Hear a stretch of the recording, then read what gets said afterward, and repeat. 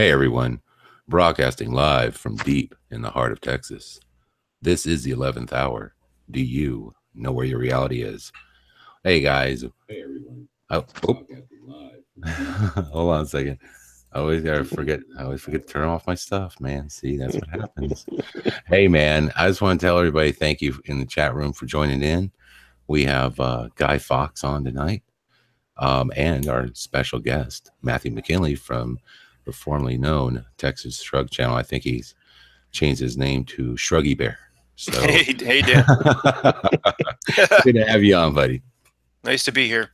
Thank you, man. So, man, now here's the story. Matt gave me a call today, or I'm sorry, this week, and we talked a little bit about the show today. And Matt has some interesting updates about what he's been working on the side. I can't wait to see his new stuff, but I'm going to let him talk about that. And also, Matt, you know what? Why don't you, tell us what you want to talk about tonight, man? What's on your mind, and we'll let you start it off, sir. You got it. Well, the channel's been shut down now for, gosh, I don't know, was it 5 or 6 weeks? And I don't typically use this Gmail account that we communicate with. I usually use my Yahoo Mail. And I went over to it for the first time in a while. And most of the emails were emails from YouTube saying how they had been removing my videos, or other videos were getting copyright strikes. I know we've all heard the sob stories. All of us on YouTube land are getting inundated, but it is in and of itself quite an amazing story how they've just turned up the heat on everybody. And I don't, people that don't know my channel, Texas Shrugged, I was 30-40% Mandela effect, quantum reality, fluid reality, but I was mostly, and how I came into being was hoax, false flag, 9/11, Sandy Hook. And then it morphed into, just the complete nonsense that we were seeing on the news leading up to the election. And again, not everyone's going to know my channel, so I should introduce myself a little bit. Leading up to the election, I basically said, you know what's good about November coming? Reality will finally be revealed. And when I kind of said that tongue in cheek, but it's so true. Reality has been revealed, and it is more absurd, ridiculous. It's almost, I don't recognize 2017 compared to 2016, and I didn't recognize 2016. It is absolutely ridiculous, and many of us, and I'm sure your guests, Dan, over this this Mandela Monday, would all agree that, I don't know what it was, 2010, 2012, Mayan calendar, I don't know, but something in this world or reality changed. And absolutely, I don't know what it is, something changed, and it's, it coincides with the Mandela effect, but there are other changes. They're all, I don't know, they're all freckles on the face of reality. So if you zoom in on, when the Bernstein Bears became the Bernstein Bears, or the specific Mandela effects, or whatever they may be, and you zoom out, and you go into another freckle, well, over here, not that politics ever made any sense, but it is absolutely ridiculous.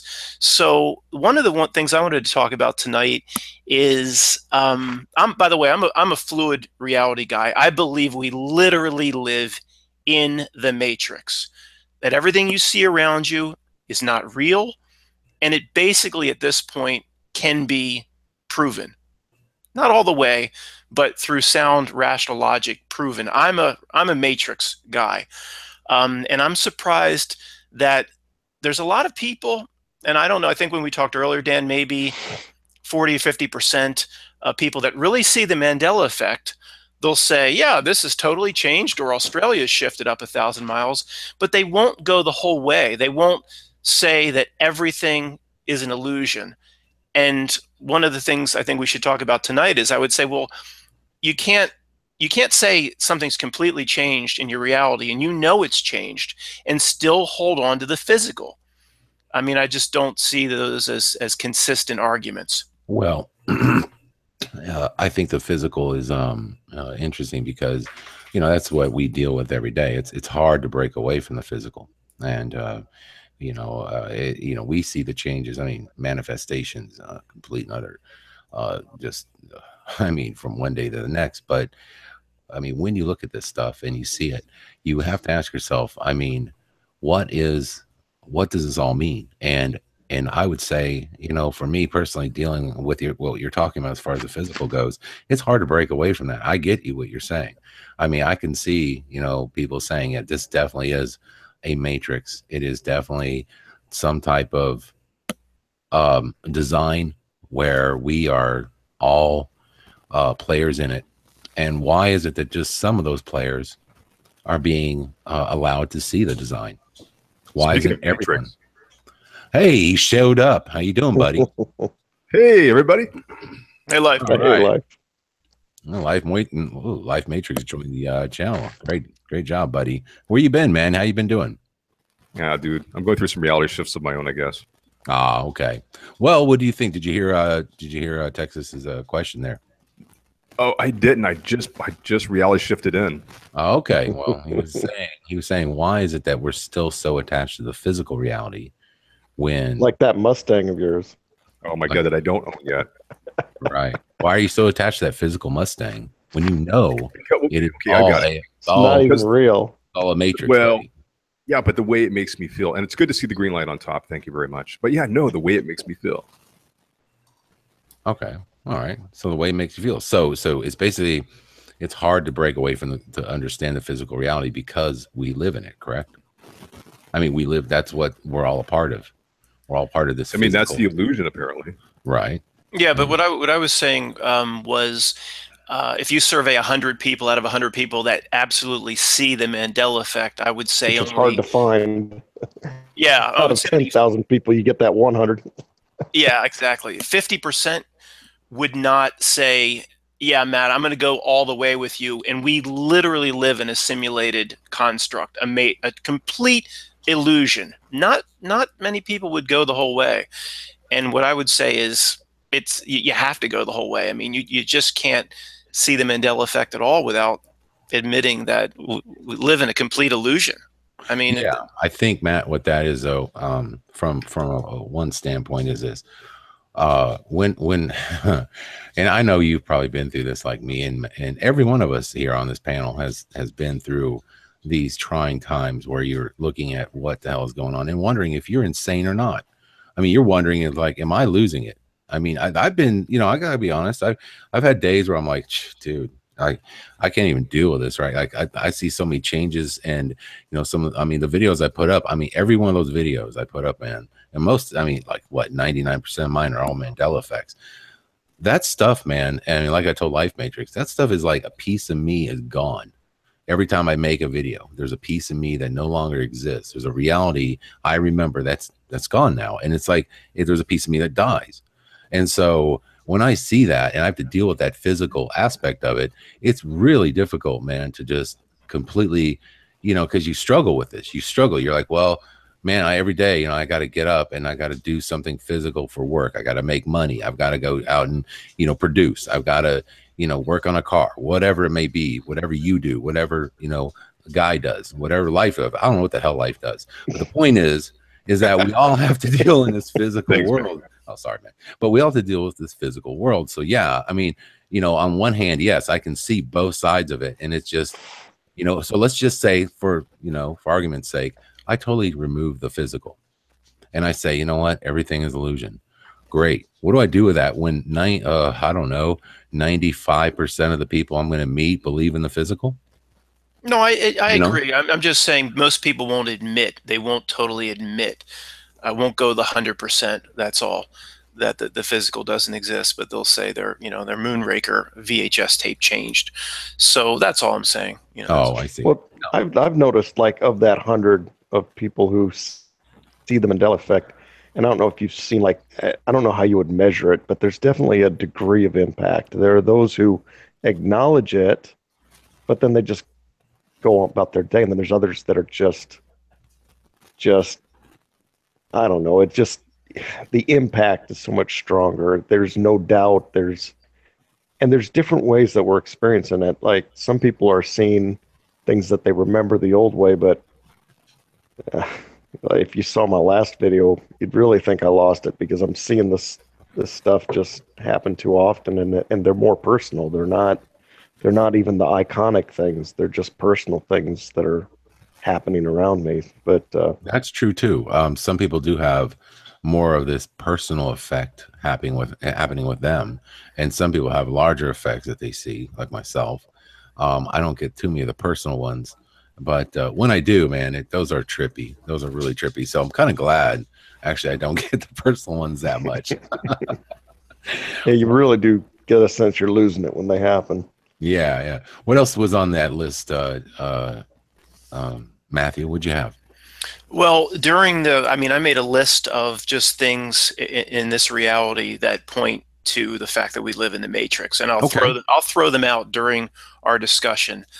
Okay. Just interject here and there. It's going to be a long discussion. So let's start with this one. Okay. And forget the fact, I mean, the obvious ones that quantum reality, if you break down the atom, what do you have? Well, you have protons and electrons. And if you break that down, what do you have? Quarks. You can't work backwards to infinity. We've talked about that. Just the definition of reality itself makes no sense. You can't work backwards, opening, hidden Russian dolls forever. So just at some point, something can be made up only of itself, which is impossible. So forget the easy stuff. I mean, the stuff that proves we live in illusion. Let's go to the more fun stuff. How about this? I mean, this one, it's amazing more people don't talk about this. Solar eclipse is coming up very soon. And what do you have? You have a moon 400 times smaller than the sun. Right. That just happens to be 400 times closer to Earth. Right. So when they pass on top of each other, they completely mirror each other within 0.5% deviation. Do you know the chances of that are, like, some people could argue 1 in trillions, if not hundreds of billions? That's ridiculous. That's impossible. Scientists can't even explain how the moon orbits the Earth. It's too large of a body. It would be like an object orbiting Jupiter, the size of 450 Earths. It's absurd. Right. So the sun and the moon, it just happens to be the exact distance and the exact size, so they go exactly on top of each other. That by itself, you take reality, just throw it off the freaking cliff. I remember when I was in church, and I got a pamphlet, and it was really cool. It's from this, it was, well researched one, but it was saying that there's like 2,000 things in our universe at that time. If you believe in the ball earth and the universe and the Big Bang and everything, all this coincidence, there's 2,000 things. If one of those things was wrong, we wouldn't have life on Earth. Like, what are the odds? So you just mentioned one thing, but there's really there's thousands. There's probably hundreds of millions. Could be, yeah, but they just pointed out those major things, and it was just like, holy crap! Like, it's like there's so many things. Like, it's the distance of the Earth to the sun. It's it's where the Earth is located. I mean, you just go on, and it's in the tilt of the Earth. Everything that brings us seasons and things like that. If we didn't have these things, I mean, this would be a very unhospitable planet. So I think, you bring up that, and that's really interesting. I mean, that, you're right. And that does constitute design because of that, because of the incredible, well, I mean, there's just no way that could occur, right? In a Big Bang situation. I just don't think the odds are too great. It's a holodeck design, yeah. I mean, but they said David Icke was crazy when he came forth courageously 5 or 6 years ago and said the ancients said the moon, there was no moon, the ancient writings, and the moon was brought in, and aliens brought it in to do something, and they said he was crazy. How crazy do we look, or me at least? I said, well, it wasn't brought in. It's all an illusion. Hey, this feels like a good time to talk about this video. Have you guys seen the NASA video that was put out by it looks like Yob? I don't know how to say the name. Yutehube. Anyway, says how to fake space badly in 1983. Great find by GeoShifter. I guess maybe GeoShifter found it. Mm-hmm. Did you guys see this? No. What is it? No. Can I show it to you? Can I? This just blows my mind. All right. And you guys, I grew up in NASA. I don't talk that much about it, but there's no doubt for sure that space has been faked. All right. So what you're looking at is 1983, apparently. And by the way, it's weird that he's not in a spacesuit.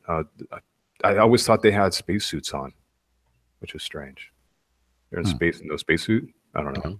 Is he underwater? Well, yeah. I mean, yeah. But here, check this out. So, so basically, what they're doing here is they're let's see. Looks like, give it 1 minute. Okay, so here we have the shuttle in space, and they're about to launch a satellite.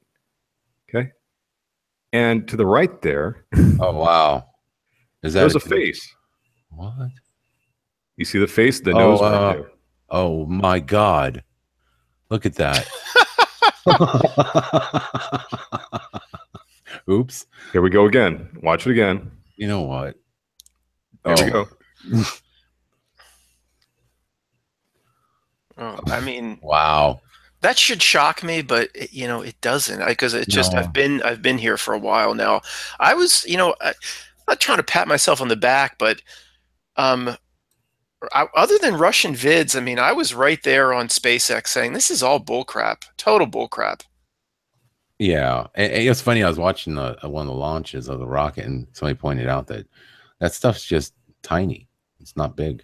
They just launch smaller rockets to make it look like they're just models. And the way that when they go up, a lot of times they're filming just model rockets. So, now SpaceX, I don't know. I think that stuff is just done in reverse when they're landing on those pads in the middle of the ocean. It's like, give me a break.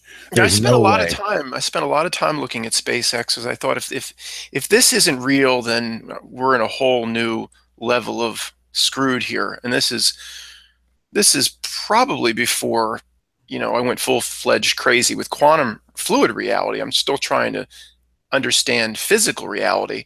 I spent a lot of time looking at it, and coincidentally, the first 4 or 5 launches, they have one bad camera angle of that thing coming back down on the barge.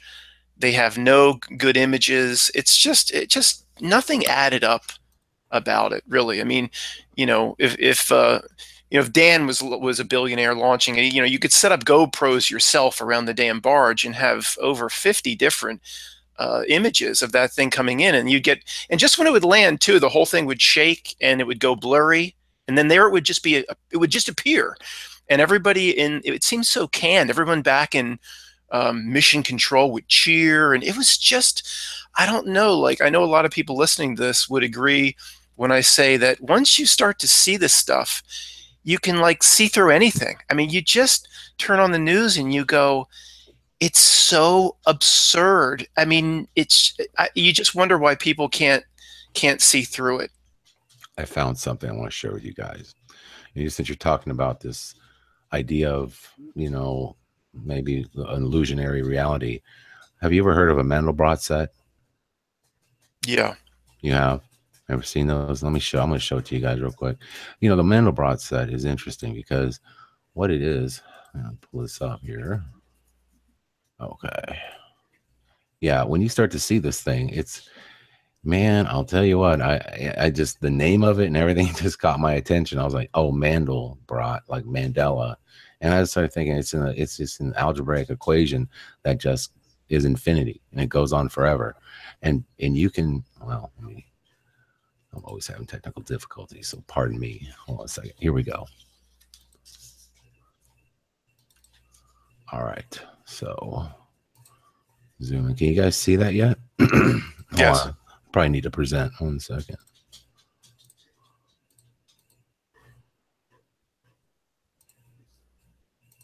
All right. So this is the Mandelbrot set. Let me play this for you. It's tiny, though. Yeah. Oh, it's tiny? It looked good about 15 seconds ago. Really? All right.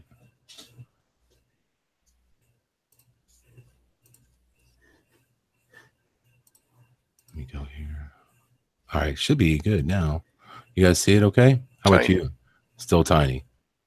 Why is it tiny? Okay. Let me go here. All right, how about there? Yep. Good? Yep. All right. So if you look at this thing, this is what happens. You start to zoom in. This is the whole equation. And it's funny because people have pointed out that this looks like a Buddha. So you wonder in all of our religious writings, or a lot of our religious writings, if we weren't talking about, you know, if things weren't hidden with mathematics. And it's called the Mandelbrot set, you know, like Mandela. You just almost have it right there.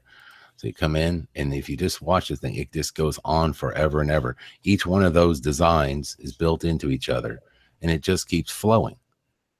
And somebody actually designed an equation here that shows us zoom in like to the 10th power or something. Like, it's crazy. Our 227th power, insane. And it just keeps going. These are the shapes that you get in this equation.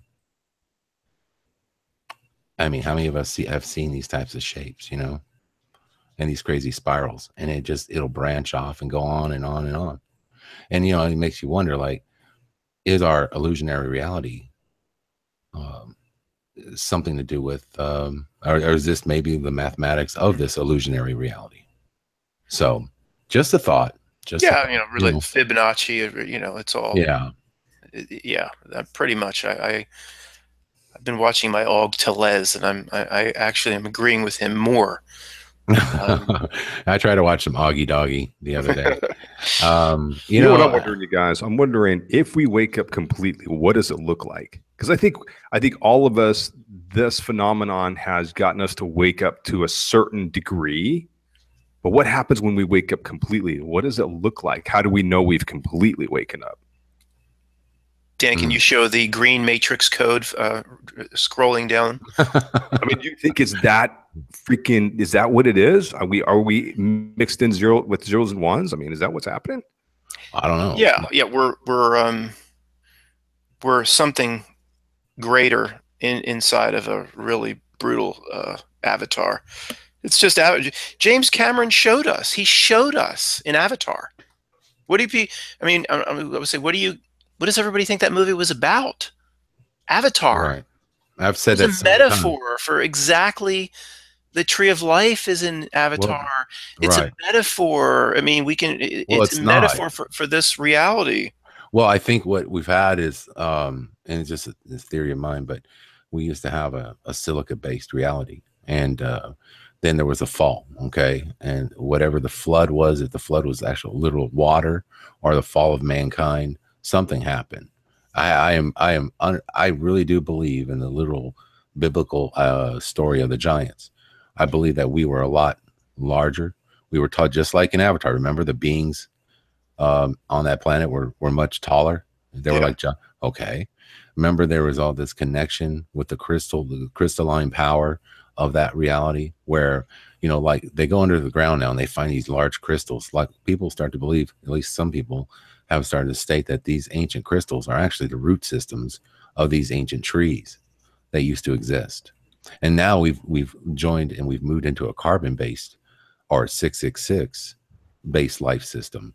And that's the fall of man, is that we're not as connected as we once were. And I think, just my opinion, but I think that's what we're moving into now. We're moving into where maybe we're starting to see, through this Mandela effect, changes that will eventually raise our consciousness and move us back to where we used to be. You know, hey, Scarab, I mean, there may not be giants on this earth, you know, like we believe there might have been before. But there's still a lot of people around in this reality with big heads. Oh, yeah? I'm just saying. Big head. There's still a lot of ego. Oh, really? Well, I'm not sure. He's making kind of an after-hours joke there. I am. Oh, well, I mean. But I mean, the thing is, you guys, like, it isn't what we were taught. That's for sure. That's all I know. Well, come on now. That's a given life. We were taught nothing real. First grade, second grade, third grade. Yeah, sure, some of these people existed. There was probably an Abraham Lincoln. There was probably a George Washington. But 95% of it didn't happen. I mean, 95% of our history is total bullcrap. Listen to the bullcrap that we dealt with, man. George Washington never told a lie. Come on. I mean, who are you? What are you guys trying to make this guy out to be? Jesus? I mean, like that Yes, was, they that was did. He said yeah, that the top of the Capitol dome is the apotheosis of George Washington, which makes him a god. Yeah. right, right. And that's what I mean. Is like the bullshit that we were handed since we were kids is just unbelievable. And now we're here, and we got to piece it all together ourselves. And through this effect, that's all waking us up to this new illusionary reality that we've been living in our whole lives. Let me switch gears. Let me just throw this out. I mean, this is, Okay. I just have to share this. It's totally off topic, but related to what you just said. I remember being in like 4th or 5th grade, and they talked about the national debt, and it was, I don't know, it was like 600 billion at the time. I'm in my late 40s, guys. And I remember the teacher presenting it like it really was a problem. And I remember feeling concerned, like 600 billion. And oh my gosh, we better get a handle on this. And it was in elementary school. I mean, what the hell? Like, how the hell do we get to 20 trillion? I mean, it's just, are you kidding me? Anyway, sorry. I think the debt is there just to keep, it's once again a psychological tool. The debt clock and the whole, you've got all this debt on top of you.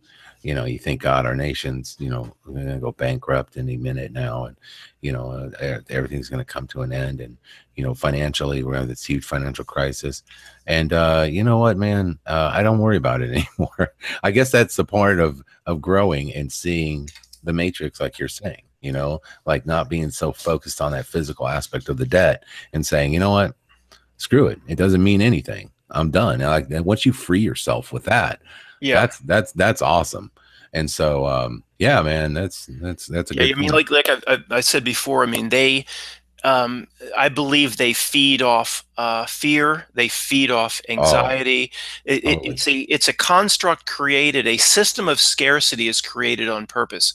A system that creates fear has been created on purpose. A system that creates anxiety. How will I pay the next bill? Can I make the mortgage? That constant level of stress that hangs over 98% of all of us is created on purpose, and something at a certain frequency feeds off of it.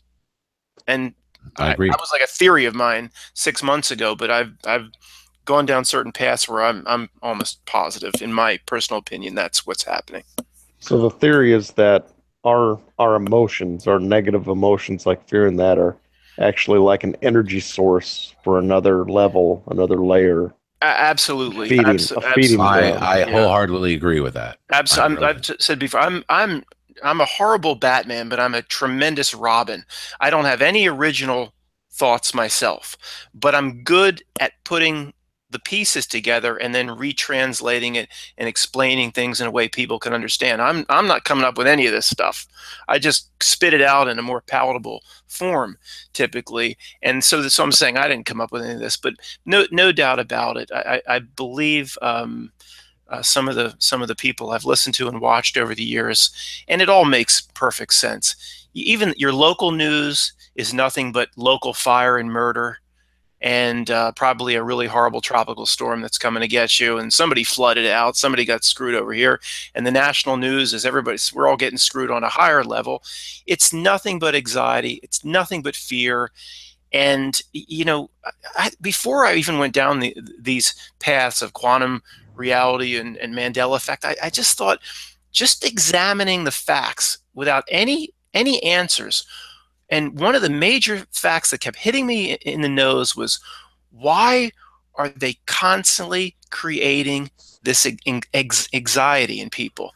Right. And now it makes more sense to me. I was going to just say, for Matt, just not to cut you off, but I was going to say in 2003, that's what happened to me. I was sitting there, it was after 9/11, I was just your typical guy watching the news, watching Fox, and just paying attention to what's going on in the Middle East. And then I just woke up. I saw that 9/11 was BS. I looked at the news. I realized that when I watched it, I started feeling this anxiety. I felt like, it just all came. It was like a rush. And I literally was in depression for like about a week or two over this newfound revelation that that we are just in a system that is constantly pushing fear on us to make us feel like that's just making us less connected as human beings. I looked out the window. I didn't see any kids playing in the yards anymore, you know, because the news tells you there's pedophiles running around everywhere and they're going to snatch your kids. There's, you know, there's just a ton of things that just changed, and it changed, you know, and I'd say that most of this fear and fear-driven world that we live in now came after 9/11. It was like once they had it, man, they were ready to pump that out because we were glued to television. We were being reprogrammed. And I think that's when I think that's for a lot of people, you know, at some point during this time, you've come to that revelation that it's all a fear-based system. Yeah, if I could just say one other last thing about 9/11, that's where I've been gathering clips to put together, and I've researched Freedom of Information Act videos that are recently released on 9/11.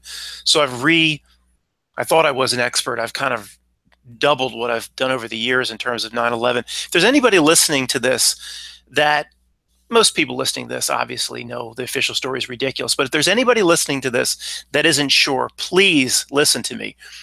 The official story of 9/11, it's not like we have to fight or argue or get a good argument. It's ridiculous.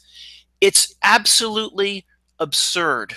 There isn't one part of 9/11 somebody couldn't throw at me where I couldn't talk for 30 minutes as to how ridiculous and impossible the official story is. So if you ever talk to anyone about it, I mean, just have that sort of confidence, and don't try to make your argument, like dig in and, you know, hey, how could this guy Hanny Hanger do that 270-degree loop around the Pentagon? Forget the facts. Just step back, go to 30,000 feet, and just tell people the official story is absurd. And if you ever want me to explain it to you, I can, but don't. If you dig in, you get your arguments going. Nobody listens. You just have to take a different tack with people before they'll actually start to open their eyes to 9/11. Let me chime in too. Oh, go ahead, Guy. Go ahead. We're all chomping at the bit on this one. with 9/11, when I saw it for what it was, and a little later than Dan, it was about 2007, 2008, and I had to tell everybody. You know, it was that intense. And then I got to where I was like, whatever, people will figure it out. And now when I do talk about it, I'm like, of course it's an inside job. How can you not think that? But what's funny is I've noticed in the last 10 years is how many people have just come around on their own without me even saying anything, just all around me. The consensus is so much greater than it was back then.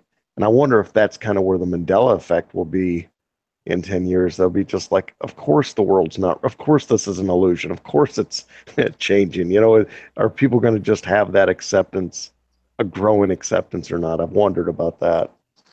In time, I think it will. And, you know, it's just like you. As soon as I knew about 9/11, I mentioned to a few peers at work. And man, let me tell you, I was in a situation where I worked with ex-NASA people.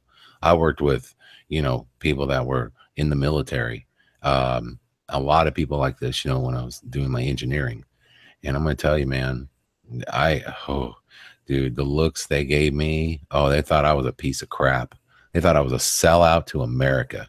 But now, I bet you, if I was to see them again, I bet half of them probably would agree with me. So, yeah.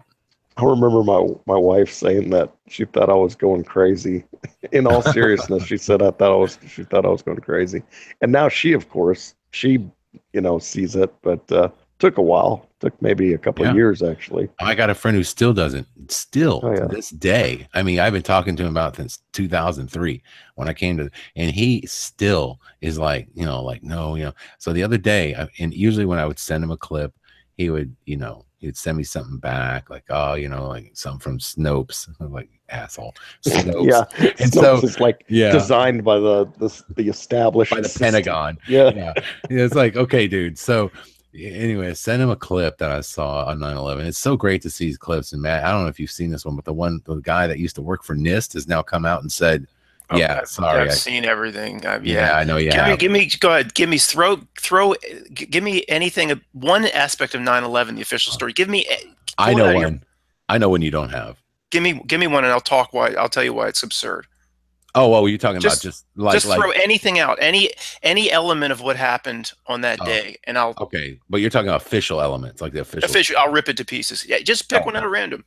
yeah, sure, sure. I bet you would. But have you? I was going to ask you though, since you've been doing I all was going to this. say, do it. Go ahead. Put me on the Oh spot. God, well, I don't believe in it, so I don't know if I could play devil's advocate. Just pick something. All right. Let's see. How about the idea that oh, let's see. I'm trying. I have to rethink of my. I have to reverse my mind now. I have to think. Okay, no, I believe in 9/11. So how would I say to you that who believes in 9/11 that you're wrong? No, just give it. Just put out a fact. Just a fact that you would hear from Dan Rather. That's a. Let's see. It's a thing. Okay, so we know that 19 hijackers took over planes and flew them into flew them into what? 3 targets. Yeah, 19 hijackers, which of which they had the official manifest, the official list of names just days after 9/11 by incredible coincidence, without interviewing the families of all those apparently that died. And then many of the people who held those names started to come forth in the Middle East and say, "I'm here. I'm not dead." I mean, there was like 6 people of the 19 that the names that they used, the people stepped forth and said, no, I'm here. I wasn't on those planes. I wasn't a hijacker.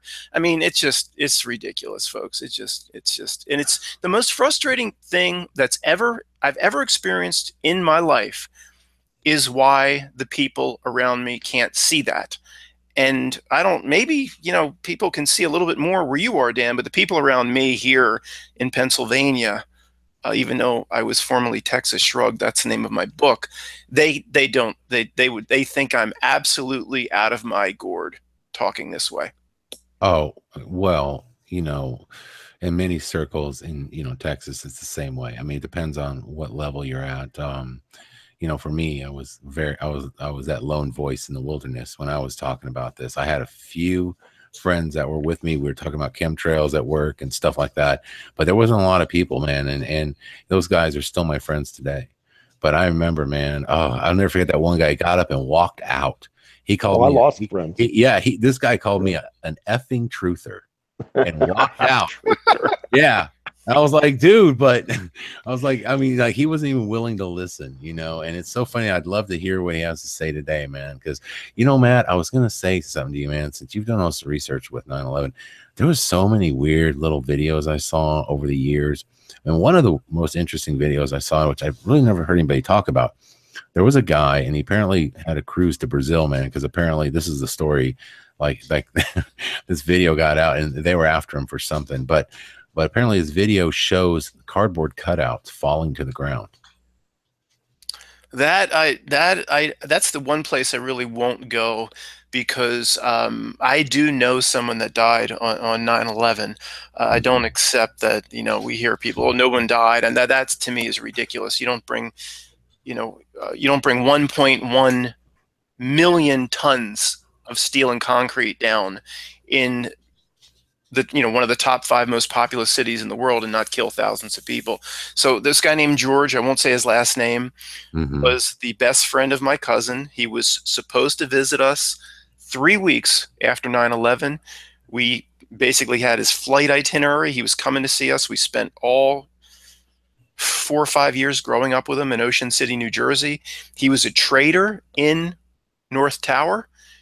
He never made it out of that day, and I do believe there was 31 or 3,200 people that died. I do believe Judy Wood, Dr. Judy Wood says I think she's way off on this, although I believe the Dr. Judy Wood theory is the most accurate theory we have on what happened on 9/11. She said potentially 1,000 people jumped because there was basically some sort of energy weapon 100 years more advanced than we could possibly imagine. What the deepest coffers of the Pentagon have weapons that we can't even possibly comprehend, and something hollowed those buildings out from the inside, and people were forced to flee to the windows, take their clothes off. Their skin was basically being eaten alive, like the metal around them, and so there were jumpers, in my opinion. I don't believe there was as many as she said, and the 20 or 30 videos of the jumpers I have on my hard drive that I'm using in a 9/11 documentary I'm putting together, I don't believe they're doctored in any way. I always question how I'm not saying people didn't die now. I think there were deaths, but I just don't think you have an event like that with that kind of a catastrophe without somebody, even if you plan to get everybody out, I think that you would have some mishaps and people would die. Okay. 3,000 people. Well, number, the whole thing with this had to be a new Pearl Harbor. I think they were I think in Pearl Harbor was in around 3,000 that died there as well, supposedly. So, it's kind of like they were just kind of reenacting what they already knew, and what they knew would catalyze America and get us back into war. And so I think they use that number again, or something close to that number. So, but no, people did die for sure. And I never would ever doubt that. But I just think that, with the hoaxing that went on, what do you know about the art students that were in that building for all those years? A lot. I mean, I made several videos about that one. I think one had about 160,000 views. Yeah, what a coincidence. So what we're going to do, I mean, folks listening to this, we'll move off 9/11 in a moment, but I've never really actually ever talked to Dan about this, so I'm happy that we're doing this. So we're going to look to 19 hijackers with box cutters, when the exact floor where supposedly the first plane hit, the 91st floor of the North Tower, the exact floor where the first plane hit was this home of foreign art students, most of which were Israeli, starving art students. So in a building complex that was losing millions of dollars a month, Larry Silverstein, who, sure, he just gave away the penthouse space, gave away the 91st floor to starving artists who couldn't pay their rent, who hollowed it out. There was no ceiling. You had complete access to all the ducts. And why didn't he give them the first floor that no one wants? Above them was the billion-dollar company Marsh & McLennan. Below them was the billion-dollar company, probably Cantor Fitzgerald. So these starving artists were wedged between multi-billion-dollar companies, running around the 91st floor with grappling hooks, putting balconies out 1 month before 9/11. And you saw where they took the helicopter and they hovered it outside the 91st floor, and they took pictures of people stepping up into the window of the 91st floor. But when we follow that through, there was never an art project produced. So, by the way, they also broadcast their name, E-Team, exactly at the exact floor and the exact face of where Flight 11 hit the top of the North Tower. Let's not look there. Let's look at 19 hijackers with box cutters. Give me a break. I'm sorry. I'm done ranting. Okay. One thing I want to show you before we get off the 9/11 thing here, I'm going to present this to everybody. Right here, as you guys can see, this is the towers before they fell. And you can see inside, there's nobody in there. Do you see that?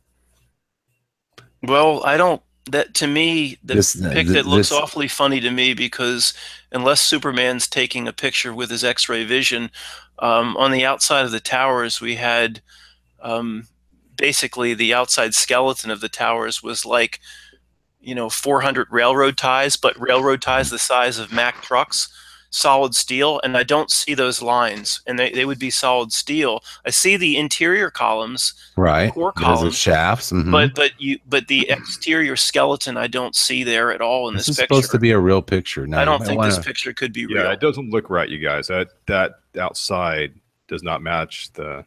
Yeah, that's weird. Well, I don't think that's when real. it goes up, remember, they get thinner. But here's the thing: is if you look, you remember right here, this is where I believe the second plane hit. Right here in the center.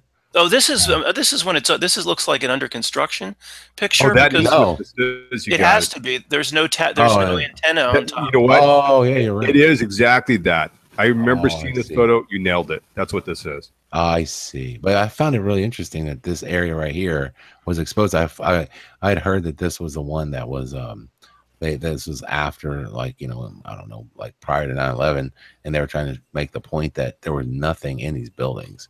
like a lot of things, maybe at the very top or something. There's no, yeah, you can see the crane at the top of the tower on the right. I do see the crane. And there's no distinctive cell tower, but it doesn't matter. I mean, the towers were constructed by David Rockefeller to be brought down. They knew the moment the construction began that they would be brought down. Exactly. What a coincidence. 33 years. Texas, do you think they actually had it pre-wired then?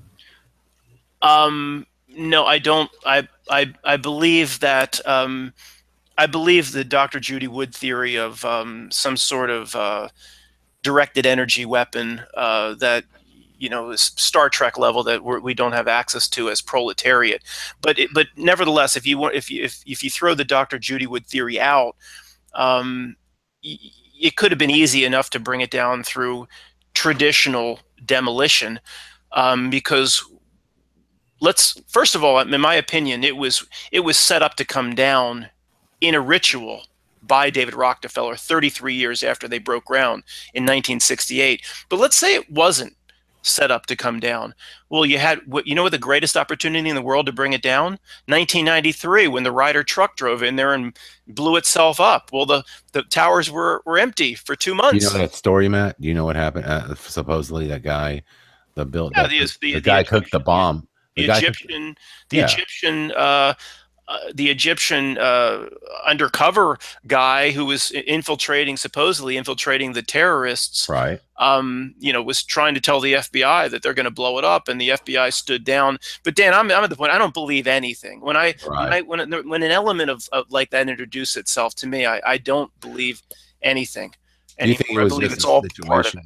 It was probably just a situation to get us geared up for it, get us mentally ready. It's all. And to me, it was brought down in ritual. I mean, I'm sure a lot of people listening to this will understand what I'm talking about. Introducing the new age, whether no one can pinpoint exactly when Aquarius started, but it's all related to that just sick occult stuff we can't even possibly comprehend. Another theory is out there is that there's some type of if we're talking about beings that work on a different level, that maybe these things, and our people in the government, powerful people in this world, who are the movers and shakers, are mainly being used by these things, or is it perhaps maybe something where it's just part of the whole program, right? Where there is something out there it's working on a spiritual level. Now, the reason I bring this up is because I've talked to people about this, and I found that 9/11 was really interesting. And then another video that I've looked into, somebody made some good points about it, about when we went to Iraq, we had, on a spiritual level, we had this thing called, well, it wasn't a spirit, it was actually an attack of Iraq. It was called shock and awe. Now, shock and awe, if you look at shock and awe, you say it, like, huh, shock and awe, that's weird. And they promoted it like it was going to be tonight's broadcast, shock and awe, when we attack Iraq. So they did that. They attacked Iraq. But then somebody came out and said, it's funny because it sounds like the word Shekinah, which is a feminine aspect of God. And, it's like a release of and so I'm talking on a spiritual level here, like a spiritual battle. And it's interesting that Judy Wood brings up this stuff. Now, we all know what happened to those towers. We all know there was some type of force that was so great that it vaporized steel girders. We know that when those buildings fell, we're talking 110 stories, there was literally, 3 stories of rubble? Where did they go? Yeah. Where did it go? At the most 3. At the most 3. And then when there's building 6, that's hollowed out. There was something. Okay, now whether it was Judy Woods and the death ray, or there was something on a spiritual, I mean, you go back to George Bush and the kids, you go back to all this weird, and we all know what they're into, right? I think we all can agree. So I often wonder if they're not, if this whole thing wasn't done on a spiritual level, my friend. That's all. No doubt. I mean, most war to me is blood sacrifice. Think of this. I mean, you want to talk about waking up your neighbors? Think of this. We're pushing, now we're not quite at 25 years. We're pushing a quarter of a century in Afghanistan. Do you know how ridiculous that is? I mean, okay, after 9/11, if you bought 9/11, we go in using the Northern Front and the Kurds. I mean, Now, come they on, cleaned out Matt. those Matt, they cleaned that out in 6 months. Basically, the Taliban was defeated. If whatever was Matt, real about it, but listen, man. One thing all I gotta say is this, man. Heroin is a hell of a drug, brother. well, exactly. You know, That's what I'm saying. Who would think we have to push a quarter century fighting the terrorists and the resurgence? Oh, heroin, the heroin poppy output just goes up exponentially like a linear, linear line in your X and Y graph every year. And what do we have now in America? We have runaway heroin addiction that, of course, comes from pharmaceuticals. it just comes from painkillers, and it has Right. nothing to do with I mean, give me a break. Wasn't I it don't know funny? why people They can't made do it. this They crap. they made it harder to get. You know, they put more restrictions on actual painkillers. So now they got the people addicted to painkillers. Well, what do you think they're going to go to? They're going to go to the government stuff. So the government wants to up their profit margin. They got to get rid of the competition. So Obama went ahead and he made it more difficult to get pain medications. And then there you go. So people, you're right. And there's a huge heroin problem. No, And then of course, if you get caught, you go to jail in a nice, I guess a jail complex that is set up for non-rehabilitation. It's only set up to make money. And so you know how this game works. the movie Kill the Messenger. It's all correct. The movie Kill the Messenger about Gary, what was his last name? San Jose Mercury News. It's a great movie. I recommend it to everybody. And it's completely accurate. Kill the Messenger. He came across people that were dealing drugs who happened to find out that those suppliers of the drugs was the CIA. And they were, it's on record now. No one disputes the Kill the Messenger story. I mean, Freeway Rick Ross. No one disputes it. It was on record the CIA was bringing the drugs into inner city Los Angeles for over 10 years. And that's not a conspiracy theory. That isn't exactly. So it's all the same. That's not a conspiracy theory. I like the one, Matt, where they found I don't know where the plane crash landed and it was full of coke or something. And I don't know. It was like, okay, it's full of coke, but the manifesto came from Guantanamo Bay.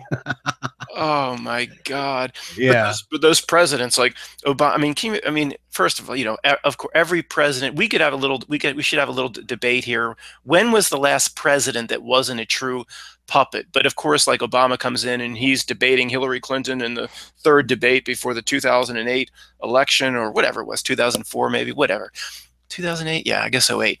And he says, one of the first things I'm going to do is get us out of Afghanistan, and I'm going to close Guantanamo. Well, Guantanamo just stays open. I mean, presidents have the ability to do these sorts of things, to pull out. Now, somebody listening to this somewhere will go, well, they did honor the status of forces agreement, and they did pull out of Afghanistan and Iraq. Oh, yeah, for show. And then what a coincidence. 60 days later, they started putting people back in. And guess what? That's what we hear on the news. They never pulled all the people out. What you hear on the news is filtered times 1,000, and then it's a lie on top of that. Matt, I have a theory. I'm probably going to end up in Guantanamo Bay, and I always say this online, because I'm like, in case I do, just remember, CIA, the nipples are off limits. That's all I'm going to say. You know what? Guantanamo sounds very appealing to me. The nice, thick tropical air. It's better than Leavenworth for me. Right? Yeah, I know. They always show the prisoners in Guantanamo. Look, we're treating them good. Look, they're in their orange jumpsuits and they're happy. Look, they're happy. They're really happy, guys. Don't you know?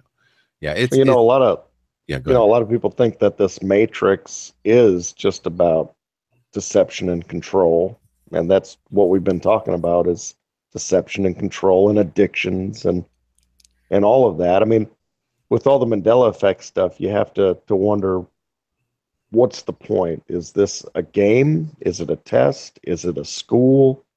What's the whole point? Where are we going with it? Well, You know, I've been translating my buddy Og Telez. Anytime you want me to bring his out there stuff, I'm happy to do so. But by the way, Dan, I mean, if you go to Og, if for anybody not understanding this, it's AUG space TELLEZ. Good luck Og with that. Telez. Good luck with that. You know what? No. If you go Oh, to a random video, it's nonsensical. I mean, you can't understand Jesus. anything he's talking about if you go to a random video. Get But to he the just did point. one. He just did one for a small group in Brazil, and they barely speak English. There was one translator, and he actually broke everything down, and he started from scratch. And because he knew he was speaking to people that English is not their he was very understandable. He was very concise. I think on his channel, he just will point a link to the Brazilian interview, and you have to go to their channel. But it was actually completely coherent, and it was amazing, in Well, my opinion. I resonated with almost everything he said. okay. Well, you know, he brings a. I think he's bringing more of a archon slash, you know, agnostic approach to a lot of his thinking, and it's not quite as groundbreaking to me because You haven't listened to it enough. That's that. No, I have. Matt, I have. I've listened to a lot of Og, and here's the thing: is when he's speaking, like either the person he's one of the problems is when he's speaking, he doesn't really get to the point. And I'm like, dude, just get to the damn point. Would you stop? No, he's almost impossible to understand. But this Brazilian interview was like nothing I've ever seen before. It was like everything was explained on a second grade level, if that's even possible for these. Well, that'd be great. I'd love. You know what? That's all I need to hear. And I've been. I mean, seriously, why have I've had to watch 20 Og videos to try to piece it together. And you gotta be. I've tried to piece everything together. No, it's I'll give you a 2-minute rundown. I mean, if I could even, first of all, he doesn't even get into, he says the Mandela effect in passing. He says, I mean, he won't even talk politics because of course it's all an illusion. First of all of reality is an illusion, but anything in this construct is completely made up. There's no sense in analyzing why Donald Trump just ousted his communications director, Anthony Scaramundi, or whatever his name is. And what a coincidence that, I mean, everything in this reality is fake. And I would joke about that 6 months ago. Folks, it's real. I mean, what I'm saying is true. Almost everything in this reality, especially if it comes through a form of media, is fake. The communications director for the White House, within 2 days after becoming the communications manager and director, starts talking about F this and blow me this, and then he's ousted 7 to 10 days later. I mean, it's all a big joke. Anybody that would say, oh, Donald Trump is just trying to do good, it's all a crafted, at the very minimal level, a crafted lie. At the very maximum, it's an illusion. But anyway, get back to the wrapping up 97,000 hours of Og Telez in 90 seconds. Basically, everything's an illusion. We are immortal beings from source. You've heard YouTube channels say source player, return to source. Somehow we came into this reality, whether we were tricked into it as a learning experience or whatever, we were tricked into it. We are avatars in a physical body. Our soul, our connection to source is somewhere else. You've seen this on the internet, a mind parasite, a mind infection, a parasite of the mind, which is some sort of AI, some sort of high technology AI has created a mind parasite around this reality, which projects an illusory reality just moments in front of when we actually observe it. And it's all about feeding the ego. It's all about getting Life Matrix to look at that Corvette, brand new Corvette, as it drives by on Route 5, and he says, I want that, and I'm going to do anything to get that. And I can imagine the beautiful blonde blowing me in that. It's all about feeding the ego, materialism, and the ridiculous pleasures and the lure of the harpies of this reality. What we need to do is realize we're in an avatar body, reject the ego, reject the materialism, and find self-awareness. Find a way to connect to where we really are, which is not on this plane, but we're stuck here. The mind virus has infected this world, and this is there is right, no so relationship to Christianity. We've recycled here tens of thousands of times. Yeah. Okay. In a soul trap. In the soul trap. The moon is a soul trap. Yes. He also talks about the clones, right? The cloning. Almost every single celebrity from George Clooney to Johnny Depp is a clone. A clone. These clones are set up, or the entire media, the allure of Hollywood is nothing so your ego looks at TMZ and says, I want that lifestyle. I want to be like that. That's low frequency. And the vampiric entities that really run this fallen world feed off those type of sick thoughts. So is the Mandela effect related to these mind parasites, as you say, where, our parasites are malfunctioning now? And they're not why projecting. are we seeing through it all of a sudden? Mm-hmm. That it could be. This is where I wouldn't know what he would say, but I would say something along the lines of certain people that are attached with attached to their spiritual selves, attached to their soul, whatever. It's the illusion is starting to fade away, and certain people can see it. And I from the Mandela effect, I always thought that if we see 20 changes, well, it's likely maybe there's been 20 million changes. And every time something changed, we have been as zombified and as brainwashed as all the other brainwashed people around us. And whatever new reality presents itself, well, we just latch onto the new reality. Like there wasn't just 2 brothers in Leave It to Beaver, there were 4. But now when reality changes, and maybe it's always changed daily or by the second, who knows, we can see through some of it. Some of us that are, I don't have a lack of better words, rising above the shenanigans presented through CNN. I'm just going to say something for the record. I'm just going to point this out. I'm not sure what I think about Hoggy Doggy, but I will say this is that a few months ago, there was a group of people that were really on this kick of John Lamb Lash. And John Lamb Lash was talking about the exact same thing. But here's a problem with that type of information.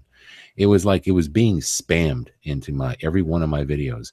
I was getting 2 or 3 same guys every time linking, saying, do this, watch this guy, listen to him, he's got all the answers, this guy.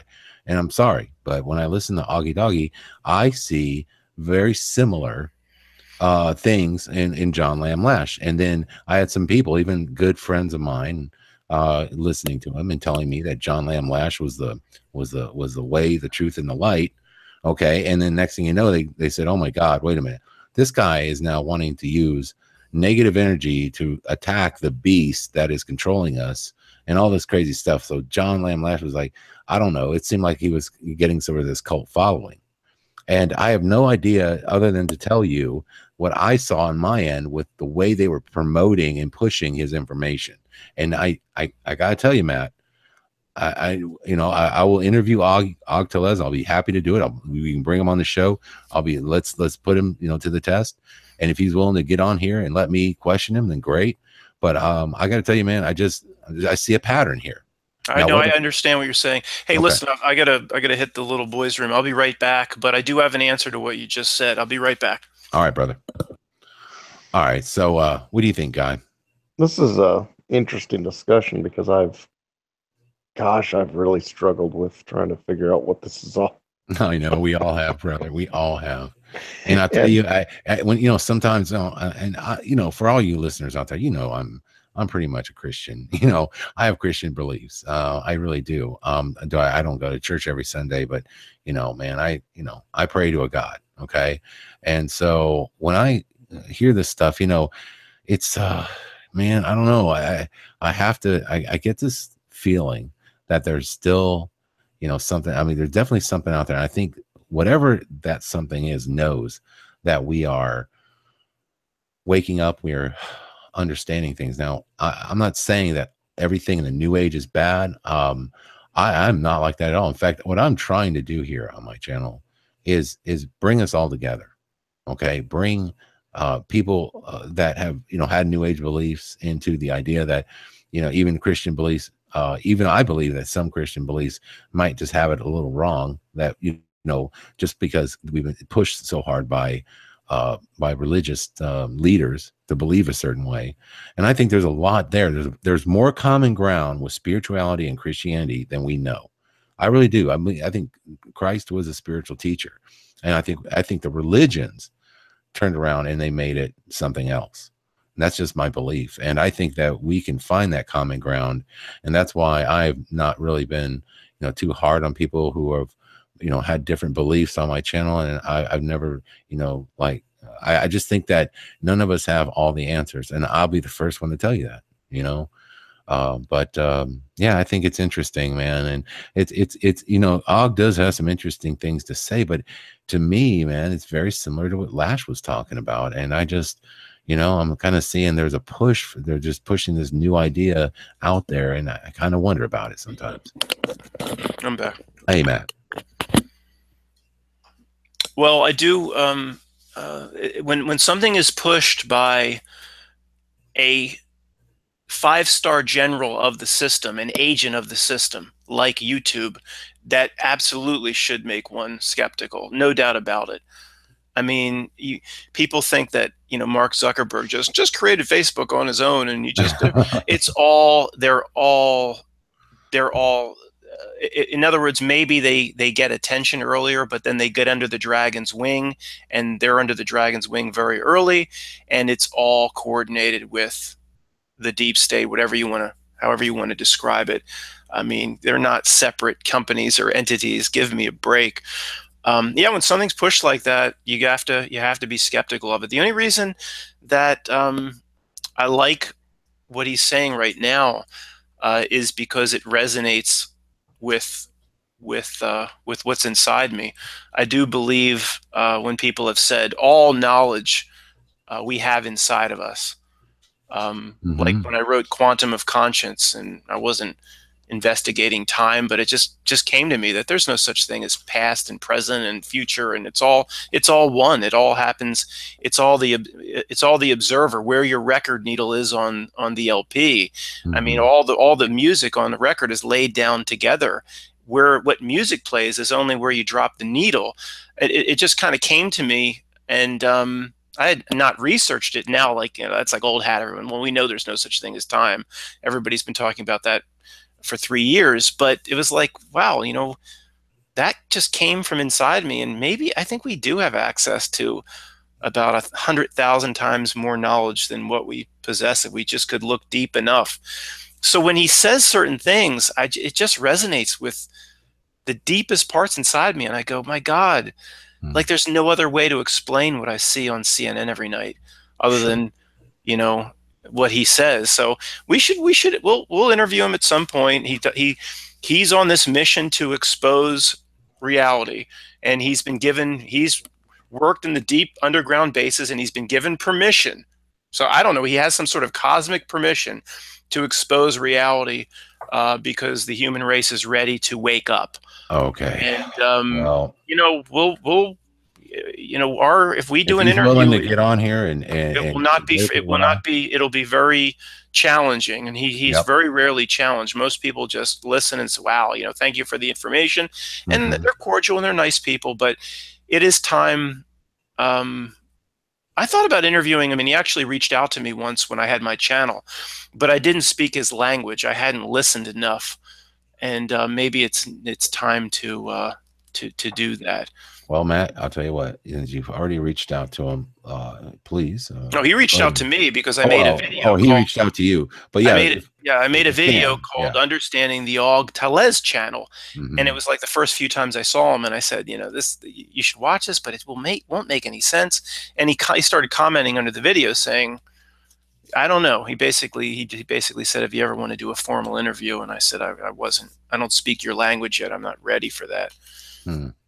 Well, I'll tell you what, I would welcome it. So if you get a chance to speak to him again, then please invite him on, and we'll have him on. Okay. All right. So now tell me about what you're doing. Not to get right back, just for a split second. We know you're working on this 9/11 documentary, correct? And how far are you? Are you almost through with that? Or? Well, I don't. Who knows who's listening to this? So I'll just say I've been gathering clips, and there's actually I don't know, a bunch of videos labeled FOIA, FOIA, Freedom of Information Act, that really have some interesting things that I weren't aware of before, mostly around, we never really saw the rubble pile. I mean, think about that. We saw the skeleton of the trade. Just by, if you see the skeleton of the lobby, that by itself tells you there's no rubble pile. There's a lot of new video that shows there's no tower there. And there's a lot of quotes from people saying, just George Stephanopoulos actually describes it as the towers, he actually said this, evaporated. As steel may evaporate just as sweat does from your arm. He said evaporated. I swear to you, evaporated is the word. That's probably the truest statement he's ever spoken. I mean, so yeah, I mean, and I do encourage anybody, like I did when I had my channel, any clip, just record the clip, put it on DVD, store it off your computer. Who knows how long this stuff will be available? There will be a point, at one point, right before they burn down the Reichstag again, that these clips won't be available. You'll go to look for something and it'll be gone.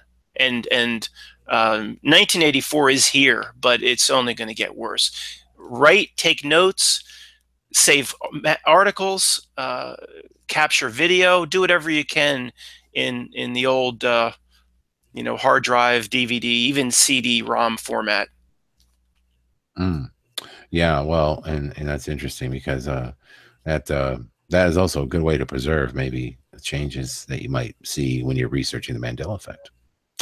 Oftentimes, I know that Fiverr comes across material all the time that initially, Matt, it's there, like, whatever he's looking for or whatever research he comes up to, he'll then take it, save it, and then when he goes in back to look at it, it's changed. It's just manifesting. He is like a bloodhound for Mandela effects, though. Oh yeah, he is. Why do you think there is residual? Why do you think it's even here? I can answer that. I've thought about that a lot. If I'm go ahead. Yeah, let's hear it. No, Matt. I haven't been on a few weeks, so I'm talking too much. But no, you're not. No, sir. This is your show, but you go right ahead. Because I believe we live in a matrix, a completely projected universe, and the AI is not God. It is not. It's not perfect. So if the AI can change every apple to an orange, but somehow you could mask an apple, like the old Klingon vessels with their cloaking devices. I mean, it just can't catch everything.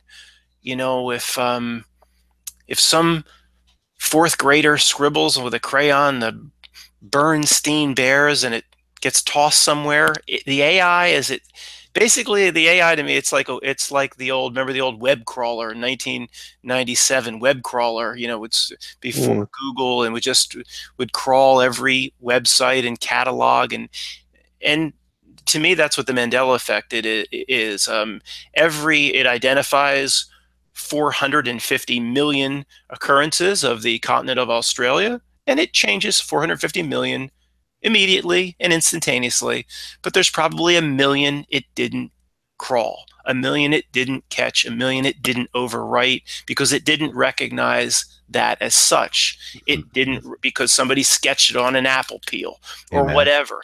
That's my. Who could ever prove this? But I really believe that is the case. I love these talks because when I hear, intellectuals speak, sometimes I was like, as you're speaking, I'm thinking to myself, man, something came to me. And I thought, you remember how we used to say this, but for some reason, nobody's really said this was D-Wave. Nobody has ever, as far as I know, mentioned it. But here's one thing I would say. Okay, just throw this out there. Why are we to believe that D-Wave machine is the first quantum computer Why are we to believe that? Like, don't we already realize that they are what? How many years would you think the hidden hand, Matt, is ahead of the game? If from what are, like, as far as technology and things like that, how many years ahead do you think they really are? In your opinion? Thousands. I mean, I believe it. Thousands? Yeah, you know, but see, I take hoax and conspiracy and I'll push it 1,000 steps farther. Okay. I'll push it around 4 corners when you're only allowed to really see around. For example, this D wave. Who's to even say it even exists? Well, who's to say that they didn't already? Who's to say that that D wave is really is really exactly? That could just be the consumer model. Who's to say that they weren't working on? Who's to say that 50 years ago they didn't figured it out from the Nazis or something? You know? To me, yeah, we'll bring back. We'll bring back that guy from Europe and the Glocker. He'll talk about the Glocker or whatever. Remember that? Don't get me what was his name? JP. So JP, if you're listening, JP, we love you. Listen. To me, we don't even know this D wave existed. When you think about it this way, it's comical. And if people listening to this will go, well, we know D wave and CERN is responsible for Mandela effect, but here's what we know about D wave. What we know is this: we know there's pictures have been taken of a big black plastic box. We don't know one bit of how it works, how it runs. We have a guy, I forget his name, giving a TED talk. Gordy. Gordy, yeah, I'm sorry. Did you Gordy, see if you're listening, no, forget. Hold on, let me finish. This is important. I got to get this out. I gotta regurgitate this or spit this up. We have Gordy at the TED Talks, and oh my gosh, if TED Talks doesn't scream New World Order, just an element of the Matrix, an agent of the system. TED Talks screams an agent of the system. Don't think anything comes on the stage of TED Talks unless the back room of the back room wanted that topic introduced. I mean, it's got Bill Gates times 1,000 written all over it. So we have Gordy talking about communicating with other dimensions and the D wave. And to me, it's more likely that this thing doesn't even exist. They've had things like it, but 1,000 times more advanced, related to the mind virus or something else. And it's just disclosure. They're getting people used to it. They're getting people talking about it. If it was real, where's the 60 minutes? Oh my God, I can't believe I'm saying that, but you know what I mean? Where's the guy with the camera saying, and the scientists that work around D-Wave and Geordie, they can't even tell you themselves exactly how it works, exactly how it communicates quantumly with the extra dimension. It's total bullcrap. Meaning, I think they have things way more advanced than the D-Wave, but the D-Wave itself is just a story given to this guy Geordie and say, here, go habituate the proletariat to the concept of quantum computing. Well, here's the thing, Matt. Like, so Geordie just now, like, I don't know, I guess 2 weeks ago, he was doing a conference and somebody posted some new stuff from him. I hadn't seen anything new from him since D-Wave. Well, anyway, so Geordie's up there like, yeah, and oh, just so you know, there's this crazy conspiracy that that the D-Wave computer is somehow, causing the Mandela effect. And he goes, think about it. Think about something for sure. And you go back and look at it, and it doesn't exist. He goes, yeah, I know. He just brings all the, and it's related to, he also said he made some snide remarks about the Mandela effect and his machine. And I'm like, I want to reach through the screen. I seriously did. I was like, seriously, dude, you're such a dick. Well, I'm sorry I say that. I'm sorry. Whoops. I bet if anybody really pushed Geordie, I bet he couldn't himself really explain anything related to quantum of computing. To me, Geordie's probably a front man. Just like, all these people are front. Elon Musk, the ridiculous story of, so let me get this straight. Most people can't even, make their hot dog cart profitable, but he has Tesla, which is just a world leading electronic car company. And in his spare time, he runs a space agency that's taking over from NASA. And then he has Super Solar or whatever, Solar City, and he'll put solar panels on all. He runs 4 global mega companies all at the same time. You know what Elon Musk runs? Nothing. He is simply the face of very, very brilliant and dark forces in the back room. Well, now he's running another company, And this Oh company, yeah, yeah, this company is maybe like heading up maybe the AI. It's so great. He's all pushing this new company now. This new company that now what he says is the AI that we talked about before, that was just child's play. The new AI that I'm talking about is awesome, guys. You know, so he's all pushing that now. And you know, the more I look at him, he's just a salesman. He's a salesman. He He doesn't know.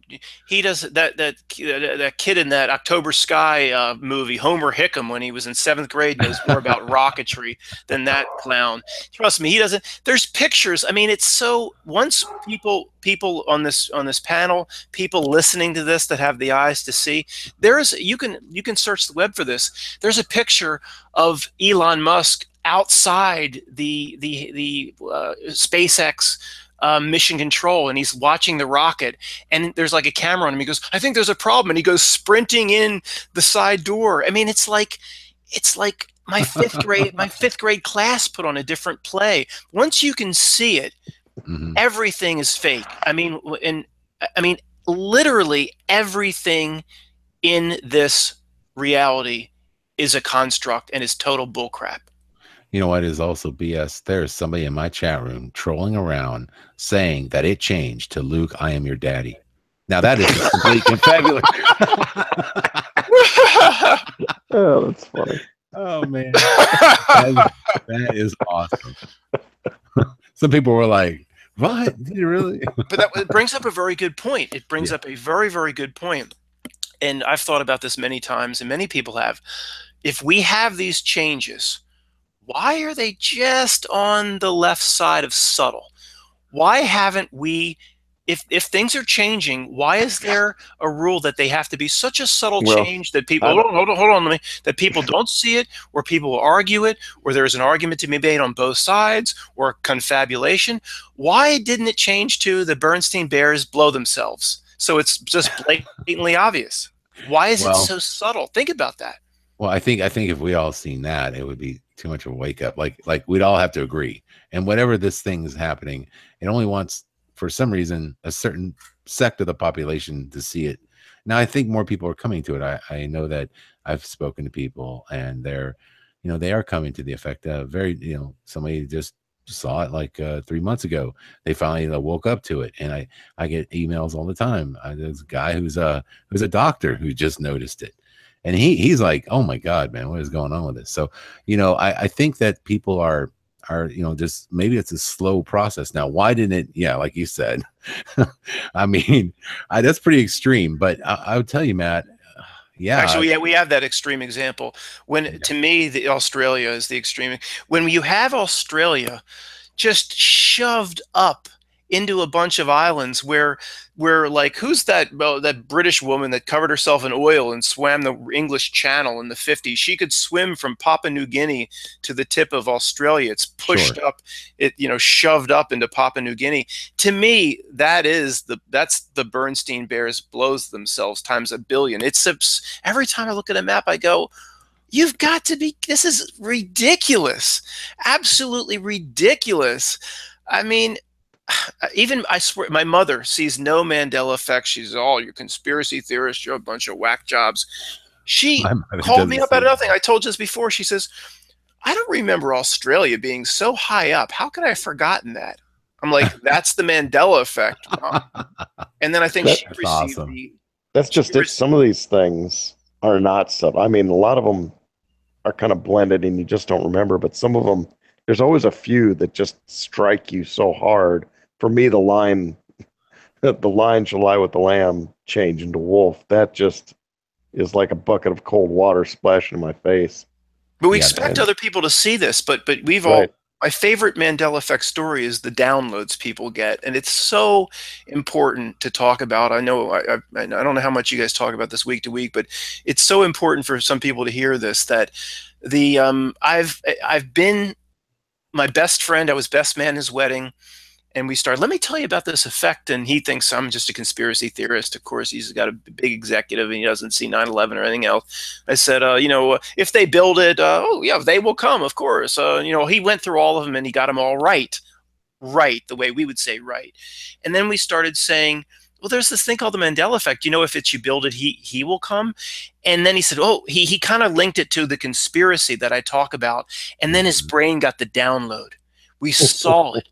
This is not bullcrap. I made a video about it. I came back from the bar wasted, and I made a video about it that night. We saw him get the download.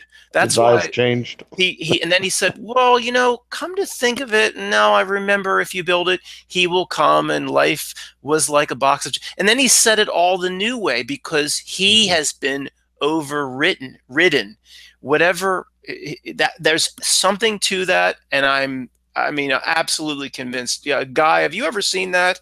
I just, yeah, all the time. In fact, my next video I'm going to upload is me calling a friend that I had called many months ago to talk about Hillary Clinton. And at the time of that first call, Hillary had one L in her name, and I was trying to see if he remembered her ever having two L's. So I called him back to say, hey, remember when you were talking to me about that, and you were saying how you didn't know for sure, but it didn't make sense that you used to say Hillary if she had two L's. And it all came back to him. He remembered, and his reaction, I recorded it. His reaction was great, because he suddenly was like, wow, I really do remember this now. It was one L when we were talking about it 9 months ago. Hey, and Guy. I hate to. I was just wanted to remind you, and I don't know if I was going to ask Matthew if he's heard of this. Have you ever heard of Guy tell you have you ever listened to Guy Fawkes or on my channel at all? Have you heard my broadcast with him on there? I have not. Okay. Hey, Guy, tell him the fennel story. I love it. But Guy, before you tell me the story, I was kind of saying the opposite, though. I was saying the sheeple and the masses, they agree with, they see some of the changes, but then 10 seconds into the conversation, they get the Big Brother download, and now they're synced to the new reality, and they won't even admit. So it's kind of a little bit different than what you were saying. But go ahead. No, I was getting to that. But so anyway, he was saying, you know what's weird in a lot of these? He was saying, I remember what you're saying. I remember the old way, but then I start having memories of the new way, as if I was in both situations. I said, well, maybe these things have been reversing for a long time, and we never picked up on it. And we've lived in scenarios where they were both ways. And then I saw a video by Sean Indigo today where he said his theory is our doubles, our other us, is actually merging together. Our consciousness is coming together, so we're having both memories because of that combination. But I've heard that. I've seen the updates. I've gone through these things with so many people where I'm like, they remember. Then all of a sudden their eyes glaze over and they're like, no, wait, it's this way. Oh my God. Yeah, no, Og talks about that, and that there's, I don't know how many different, our soul has been fragmented, and we are living multiple, I don't know if there's millions or just 9 different realities, but one of the things we need to do is to kind of unify ourselves back to source, back to wherever our soul is. But it does relate to what you're saying, Guy, that yes, there in another reality, it could have been the new whatever, the new, I just saw Moneybags talking about, I wear my sunglasses at night, visions in my mind, visions in my eye. And to me, I mean, I said mind immediately. I know that's like when I graduated high school in 1988. I know that song. I mean, visions in my mind. But when I heard I, it absolutely sounded good to me. It sounded normal. Absolutely, there could be a segment or a fraction of ourselves in another reality that in some way links back, and we all meet at the source where these new realities, we do see it both ways, even though we know in this one it was visions in my mind. But there are exceptions. I mean, there is no, Texas Shrugged anywhere in another reality that ever had Australia. Yeah, Australia shoved, smushing up into Papua New Guinea. That just, to me, I don't know, Matt. You probably have a doppelganger out there somewhere, buddy. I mean, did you see my video on that? That was really creepy. I mean, I know that we touched on that, like. When you see the doppels, man, I tell you what, when you look back and like, okay, so you see somebody who looks like Nicolas Cage, whatever. Okay, fine.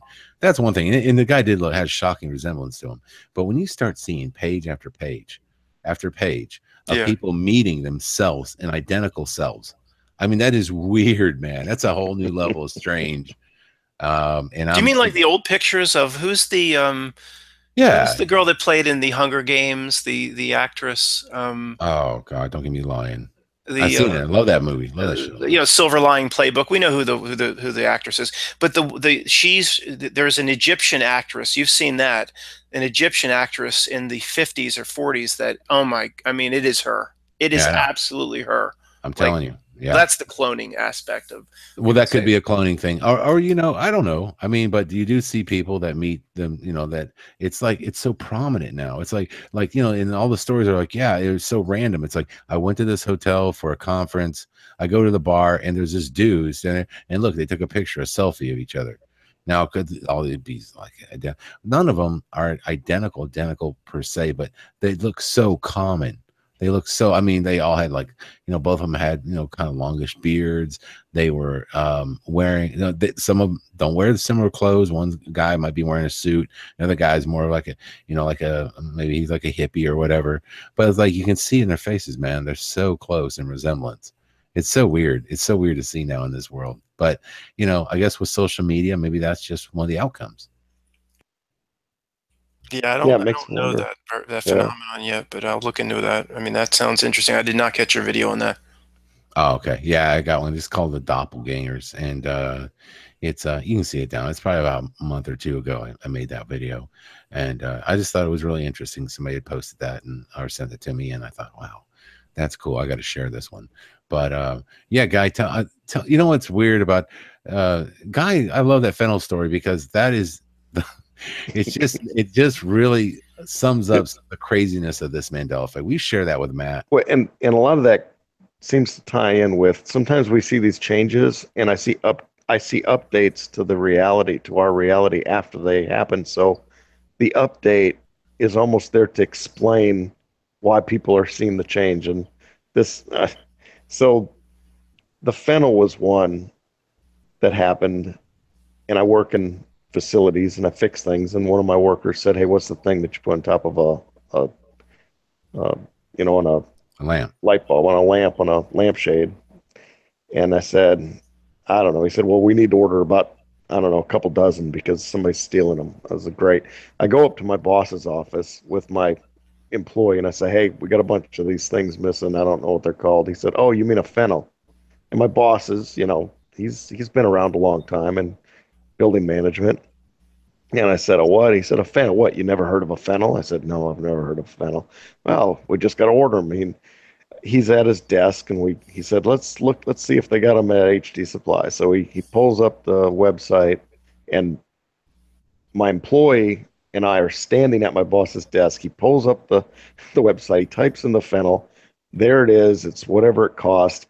I say, "Okay, let me write this down so I know what to order." I write it down on a little piece of paper, and I said, "Okay, when I'm going to place an order in a couple days, I'm going to order all this stuff, and I'll order these fennels." And we made a joke about it all day long too. That's the funny thing. It's almost like the Matrix is wanting to underline this point. And all day long, my boss is like, "What'd you learn today?" "You learned about the fennel." It was just a joke, like I never heard of a fennel. I mean, it was mentioned. It must have been 100 times. It was just such of a joke that I'd never heard of it to him. He just found that amusing. So we go off for the weekend. We come back. I go to my little shopping list. I start going down the same list that I wrote right at his computer, and I can't find fennel. I'm typing it in. It's not there. Won't find it in the results. So I type it in with an EL instead of an AL at the end, thinking maybe I just got the last, vowel wrong. It's not finding it. So I have to go to Google and say, "Hey, Google, what do you call that thing that you put on the top of your lampshade?" And Google comes back with the answer to the finial. It's not spelled anything like it was. And I called my employee, Joel, and I said, "Joel, get your butt in here. What was that thing called?" And he said, "A fennel." I said, "Spell it for me." I mean, just right without hesitation, FENNAL. Mm-hmm. I go to my boss, same thing. He spells it FENNAL. I mean, the whole reality changed. I recorded both my boss and my employee and got them to say what it was. And then after I post my video about the fennel, which is symbolically interesting enough, it's as if reality is hacked. The opposing force, I don't know what you call it, but the Urban Dictionary for fennel turns out to be a piece of shit, particularly at work. That's the actual definition.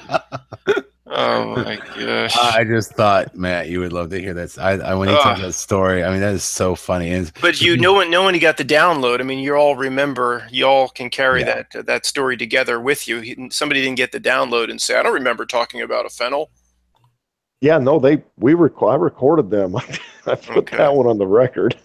You got to get it on the record because they'll come back to you on Monday. But it was so localized. It was so unique to that situation. But some of these things that are happening around me are so freaking bizarre. I've thought I must be dreaming. This is just a dream. This can't be real. It's just too perfect. You have anybody in your family, Matt, that's affected as well? No. They don't talk to me about this sort of thing anymore. I went off the deep end a long time ago in their eyes. So no, Matt won't be engaged at the Thanksgiving. Matt, Matt at Thanksgiving likes to bring up, oh, did you guys see the Ariana Grande? There was that bombing, and did you know that it was on the 22nd of May? Did you know it occurred at 22:33 British Standard Time? Did you know 22 people died? Did you know it was at 2.2 longitude? Did you know the attacker was 22 years old? Did you know the chances of having 6 22s in a row is like 1.7 billion to 1? It's a hoax. And then they go, just Matt, pass the mashed potatoes. They all groan, yeah. My wife gives me a gag order. Yeah. Okay. You're not allowed to say this. You're not allowed to say that. Yeah. Why would anybody care? Why would anybody care? I know. I got to put on my act. It's like, okay, I'm going out with friends tonight, and I've got to put on the standard conversation. I've got to remember the role that I'm playing here. How's the kids? Where'd you travel this summer? How's your work? This is the acceptable conversation we must stick to. Stay to the script. Yeah. Yeah, Og, back to sorry to keep talking about Og, but he would say, it's interesting that those thoughts are not our own. That basically that there's an AI super technology mind control system.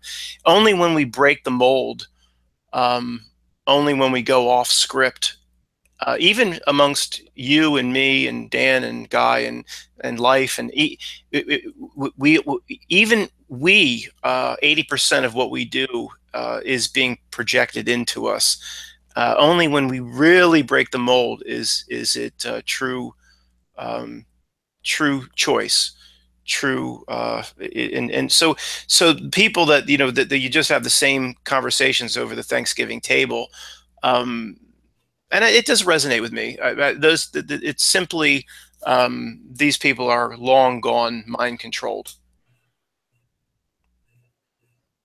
Oh yeah. Oh well, for sure. And I have the same problem with my mother, Matt. The same exact issue. I mean, my mom's, I don't know, I look up to her.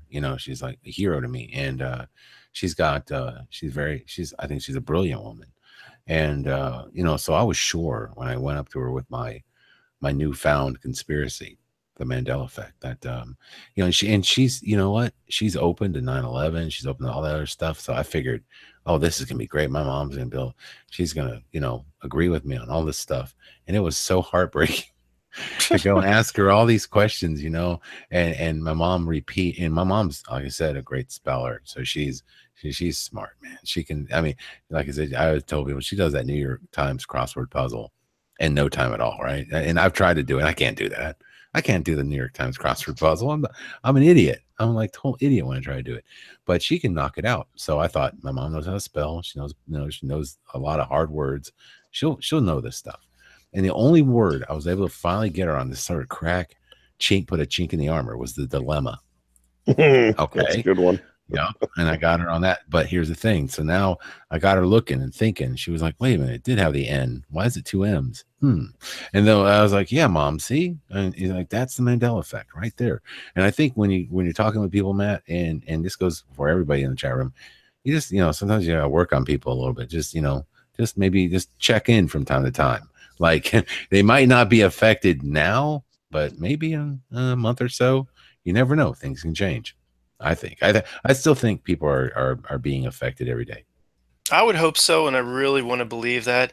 But my experience has been those that get the download and the zombified eyes come forth. I've never been able to reach somebody that went to that level, and very few people have been able to reach at all.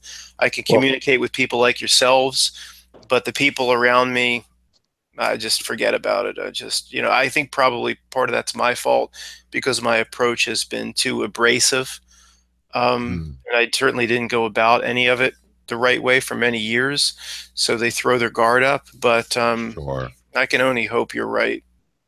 Well, I'm curious how other people came to know this, because for me, it was like night and day. I was walking around in this world completely oblivious to all of this. And when it came to me, it came like a flood. And it was traumatic in every sense of the word. And this reality crack occurred for me on September 23rd, 2016, and I knew nothing about that date as being a unique date. I had no idea. But it is it's a great analogy. We can read the Matrix Code, the falling green. We can read the Matrix Code, and not just Mandela effect, but just, think about every night. I watch the CBS Evening News. I would say how do you do it? No, it was from my channel. Oh. And it's set to record on my DVR, and I can only stomach it. I go through a 30-second jump just to make sure, I just want to keep up on this fakery. And just literally every night for, I don't know what it is now, 6 months, 7, 8 months, the Russians meddling in the election, the Russians meddling in the election, the Russian meddling. It's absurd. It is absolutely absurd. And I got to tell you the story. It's incredible. I watch, or my dad comes over, some people, we watch the Eagles play in the NFL. And after they like the post game, Philly sports, you watch 5 hours of post game after the Eagles. And it was in November. Now, this is either right before the election or right after the election. I guess it was right after the election. And one of the guys, like the linebacker, Seth Joyner of the Eagles, said, well, I guess the Eagles lost today because the Russians meddled in it. Now, he was making a joke in November of 2016. Wow. That was overkill. He was implying or saying that we've heard so much of this Russian stuff. And here we are, August of 2017, and they've talked about the Russians meddling every single day. The main question is, how are the people buying this nonsense? And it's not people that might be listening to this go, well, doesn't that prove that Trump is for? No, Trump is playing a part. It's all a grand illusion, and we'll talk about it some other time. It's all Trump. Trump was told he was going to play this part many years ago, or even over a decade ago. It doesn't matter. Everyone's playing their part. It is a grand illusion. To me, it's literally the Matrix. But even if you think this world is physical, there is nothing about politics that's literally that shouldn't be on its own Broadway stage. It's all orchestrated. It is. Anybody that would possibly think that there's such thing as two parties, you've got to be kidding me. Oh, I do. You're so right. And that's how part of my, when I was an activist working, trying to, I was all against, when I found out about 9/11, I was like, oh man, we gotta do something in politics. I was still, that's the first part of it. Yeah. Ron Paul and all my movies. I was like, got all involved in it, and I realized how slimy oh God, that was terrible. And then I was like, okay. And then Ron Paul's like, you find out later that, we think that he's the real deal, but then you find out later that his wife happens to be in the ladies' charter, the Masons, which definitely means he's a Mason. So you're like, oh, they're all Masons, man. They're all just, they're all part of the good old boy network, Masonic order, secret handshakes, all that great stuff. So, but I would say this, if anybody doesn't know, most of your grandfathers and stuff like that are probably third-degree master masons at the normal local lodge. They haven't sold out to the Rosicrucian, 33 degrees, George Bush type 1,000 points of light, New World Order, Mason. Okay. So just so you know, don't get offended, because I know some people go like, my grandfather was a Mason, and I'm like, well, look, I kid. And I my buddy's a Mason, and I hit him up one day. I got so tired of hearing about all this Mason talk, so I just cornered him. I said, look here, man, you're gonna tell me, what's up, man. What's going on with this Masonic shit? What do you know? And he's like, man, nothing. All I know, it's just a way to network, man. It's just what it is, Dan. He says it's a way to take the guy that's a lawyer, the guy that's a doctor, down to the guy who's a plumber, and you're all equal. You're equal in the club, and that's what it is. It just breaks you down to where you're equal, and that's it. It's just a way to network. You just meet people. You just, it's like you just strip down your underwear and sacrifice a goat. Well, there's no goat. I asked him. I was like, did you sacrifice the goat? He said no. He sacrificed the goat. But I was like, okay, so no goats, no horns anywhere. He's like, no. So yeah, that's the only thing. He said the only thing about them is like they don't allow you to be atheist to be a Mason. You have to believe in a God or a creator or something like that. So Matt, you're out.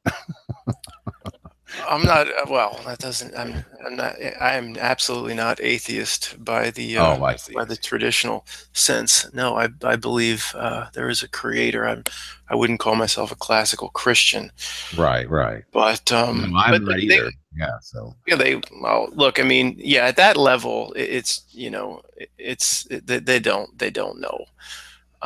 But I don't know. A year ago, out of 1,000 things, I would have said about 150 were just completely fake, just a ridiculous sideshow. Today, out of 1,000 things, probably about 900 are. I mean, it's just off the charts. Everywhere I turn around, something is just part of the construct. It's just crazy.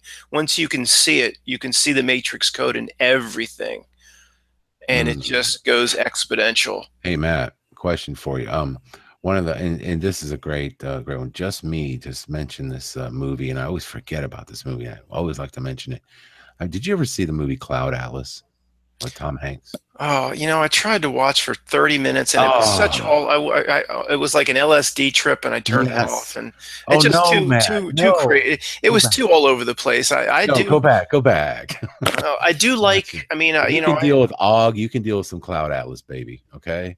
Look. Well, if somebody gave me the hidden symbolism, like they give you the 7 pages, print out on Space Odyssey 2001 before the movie, I'll go through it again if I. Well, it's not so much about that. It's just interesting that what it talks about is like the guy's basically just reincarnating different points of his time here on Earth. He's worn many hats. He's played a lot of different roles. And it's just an interesting movie because I always kind of believe that in myself, even if I have, say, Christian beliefs, and it doesn't really talk about this in the Bible or anything like that. But I've always thought that there's a possibility that we could possibly reincarnate, that we come back and have to do it some more until we're ready to move on into a higher level of thinking or our understanding, a higher level of what our reality is. I mean, I just can't imagine that it's exactly like what the Bible says, where, it's like you get one shot, you get one go at this, man, and that's it. If you F it up, I mean, who's to say? Because what if you die like really young? Some freak accident happens. Or it could be a situation where, like Life Matrix likes to talk about, where you have the death matrix, where when you die and you pass on to the next life, which is very similar to the reality you came from, slightly different, and you keep living. No, so in one reality you did die, but in another reality everyone's still there. Everything is still going along, because there's so many strange aspects of this Mandela effect. I mean, we can talk about brain parasites and all this other stuff, but one of the things that when you get right down to it, there's so many strange occurrences, where, especially Matt, when you're talking about how is it that, so I want Og to explain to me how people are now alive again. Has he ever mentioned anything like that? People, you mean how people reincarnate? No, how No. people started walking and talking again that we know we're dead. Explain that. What was Billy that? Graham. Billy shouldn't be Graham here. dead. Okay, Billy Graham was dead. All right, in my reality, right? Billy Graham died. Billy Graham is now alive. Oh, Billy How do you- Graham's alive now? Yeah. hmm Doesn't seem right to me. Same thing with Tell me about it. Kirk Douglas. I remember them announcing that he died. I remember that seeing. I can still remember the clip that they were showing. They were talking about him. Kirk Douglas, yeah. And he's Wow. alive. Yeah, man, that's another one. It's like so if like there's just that's the thing about this, like when you start to pin it down, this damn thing snakes around out of you're like, damn it, because you start to get some ideas, like and I've made so many videos talking about different things and different aspects for a while. I was exploring different avenues, but nothing I've made has actually been it does explain a lot of the aspects regarding the effect, but it doesn't explain everything. And so if it's something where there has to be some type of alternate reality happening where people are alive again, because that's what a lot of people have come to believe, and we're starting to see that here. And so even if we do see physical changes in our reality where you got logo changes and whatnot, you still have the fact that there are physical manifestations that are so incredible that you just can't don't explain it. Let me chime in.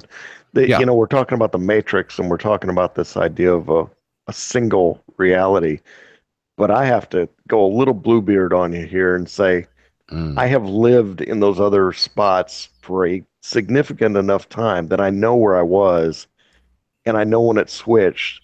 And when it switched, the people around me didn't remember what they should have remembered. It was like everything, it was like being in a different world. It was just like in the blink of an eye, like Hillary. I got to keep going back to Hillary Clinton, because every day she's in the news and she's got one L, and the Mandela effect community was saying, I think she had two L's. That's what I was hearing daily from people. The forums, the videos, everything was, Sure. I believe that she had two L's. For a whole 6 weeks, she had one L for me. And then on election night, that chick goes back to two L's for me. No, I agree with that one. Yeah, it could be. It could be. What Og and people like that would say is, there are multiple little fraction pieces of ourself in these realities, on this little prison planet plane, and running around, and somehow we're connecting with our other selves, or connecting through our higher self. And the bridge, maybe for us, there's a bridge that's actually being made, which is really the ultimate goal. Yeah. Well, I crossed that bridge. Yourself to get to be aware of, you are looking through these eyes. You are not this body. You or did they just? Or maybe Og is right. Maybe they cloned him. Yeah, I'm the clone of me. He'll just come out and say, well, George Clooney, of course he's a clone. It's just that is possible too. I don't, but I don't have my old term, anchor effect. I don't have a Mandela anchor effect with someone coming back to life, so it doesn't resonate with me. I tell you, mine was and this was years ago, but Morgan freaking Freeman, man, and that blew me away, because I remember the news broadcast when they said Morgan Freeman has passed away. Really, that doesn't resonate at all with me. Oh, I know, it's a weird one. It's a weird one, and it was like, and I remember the news broadcast, and I had made my peace with it, because Morgan Freeman had done Shawshank and all those movies then, and I was really kind of bummed out. I was like, oh man, it sucks, Morgan Freeman. Well, anyway, so like time goes on, move on. You watch my football games. I play my fantasy football, whatever. Morgan's dead. Not thinking much about it. Here comes a few months later. Here comes a commercial. Morgan Freeman's in the movie. I thought, oh man, it must have been making a movie. No, I just figured they they filmed the movie and they got enough in it, and that's a Fast and Furious 7 or 8, right? Fast and Furious 7 or 8, yeah, type situation. But then a year after that, Morgan Freeman's in another movie. I'm like, holy crap. And then one day I just realized Morgan Freeman isn't dead. I'm like, holy shit. And he played Mandela in a movie. He played Mandela in a movie. So yeah, that's really strange. And you know, I mean, that was like one of my I guess first like Mandela effects, that before I knew it was a Mandela effect. And then there were plenty of others that I noticed, but I just accepted, Matt. I accepted the update like a punk. And yeah, I mean, back in the day, I used to do that. What's up? That's weird. I've been assuming that I've been jumping from one reality to another, and just because when you see everybody around you who you've been talking to completely forget the conversation, that makes you think you've left. But this idea of merging a consciousness from other selves, like we're coming together, that's a new one for me. That's an angle I haven't considered. That's a big one with it's called the center of the spoke, the wheel, the center. We're just some useless little proletariat at the edge of the spoke, going round and round, trying to make sure we can pay our cable bill, our Comcast or Verizon bill, and it's a joke. I mean, just running around the edge. We our true selves are at the center of the wheel, and he would say not only other versions of ourselves, we're all one aspect of the same thing. I'm Dan, Dan's me. I mean, and you know, people that go shooting up 7-Elevens, they're still an aspect of ourselves, but they've lost their way. Got to get up the spoke wheel, find self-awareness of what, just constant reminder, like go through life like this is just pretend you're in the movie Avatar. Literally just enjoy looking through these eyes. You are not here. Take in the experience, the wonder of it, the amazement of it, and just keep. The ego takes over. Then, you know, that Corvette rolls by. Oh, I want that. I'm going to work overtime to get that. The ego takes over and grounds you to this prison planet. And you know, I would just say, we don't have much time left. I would just say, we don't have much time left. But the only thing that's important is just, for the rest of my life, I'm in my late 40s. I am simply going to purify myself, my soul. I mean, I just clean it out, straighten it up, and Matt, what you're explaining, and like I would say this to many people, is that when you think of yourself, you have your spirit Matt, and you have your physical Matt, and the physical Matt is the physical guy that wants. He's the guy that lusts when he sees that girl over there. He's the guy that wants that Corvette, right? It's a physical Matt. Now, this is the in the Christian faith, this is what they talk about when they're talking about, you know, the battle between you know, the physical aspect of what you are, and you know, when they're talking about that, it's basically it's basically that all of us inside of us all have the mark of the beast, in a sense, you know, because we're carbon. So basically, when you look at this and you see that it's basically telling you and teaching you that to not focus so much on those physical things, because those physical things don't matter. It's telling you exactly that in the Bible. And it's so funny that, I don't know, maybe it's through the Mandela effect or whatever, but when I research the Bible now, it opens so many new doors for me personally. And I see so many new things that are just talked about, and I see them in a different light. And, you know, I know that people, and I don't think a lot of people do the Bible justice, that are out there promoting this idea that it's changing and D-Wave is doing it and you can't trust the word of God anymore. So turn away from it. And I'm saying, don't. Those of you out there, make sure you know that from time to time, check out some scripture. And, you know, the way I would say to research this stuff is anytime you see something, like, you know, you have any questions, put those questions in like Google and put the Bible after it, and just see if there's anything comes up regarding what you might be wanting to research. And that's how you do it. Because if you just try to read the Bible, you're not going to make it. I can't make it out of Genesis. Okay. I can't make it out of Genesis. I've tried to read the Bible like many times, like I'm going to do it this time. And dude, I was asking questions, you know, I'm stopping going, no way, you know, you can't put a tree in there with a girl. You know what that's going to do? There's no way she's going to listen to you. There's no way. She's gonna want to go to the fruit. She's gonna check it out. Oh, there she goes. And now she's talking to a snake. Oh my God. You know, I mean, So yeah, so the whole thing is metaphoric, but there's a lot of things in the Bible that I think actually pertain to the Mandela effect and the truth that's starting to be unveiled. Yeah. Yeah. Mr. Life, he's back. He came back. I am back.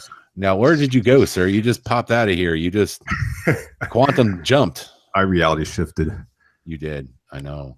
Yeah. That's good to see, man. Well, hey, to be completely honest, I had a little bit of vegan Baileys and cream coffee. Well, vegan cream, that is.